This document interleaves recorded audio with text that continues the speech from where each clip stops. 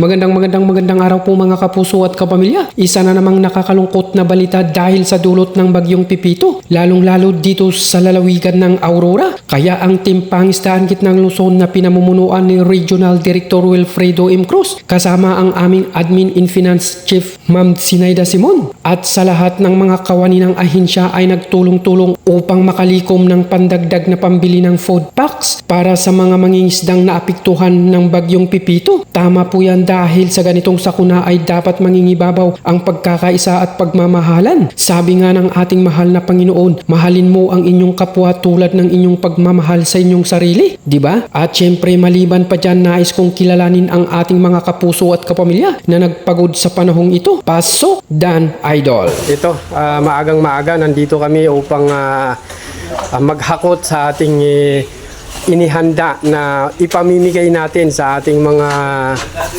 mangingisda na naapektuhan na dulot ng bagyong Nika at bagyong Pipito. Ano?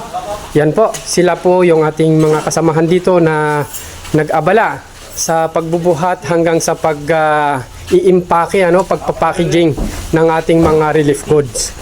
So magandang umaga po sa inyo mga kapuso at kapamilya.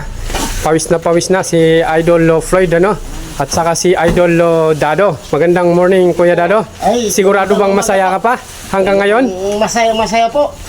Masaya, yes. Tama yan. Para sa tao. At si Idol Joko, kumusta po? Ang ating para sa bayan. At kumusta yung chocolate natin doon? Yes. Para sa bayan to, RJ. Laban lang ang sa buhay. Ganun talaga ang mga hamon sa buhay ay hindi natin masasabi kung kailan darating, At salamat dahil kahit papano tayo ay hindi naapektuhan dito sa lalawigan ng Pampanga. Napaka-safe po ang lalawigan ng Pampanga pagdating sa bagyong Nika at Pipito. So, okay, yan po si Idol Dado at saka si Idol Joko. Yes.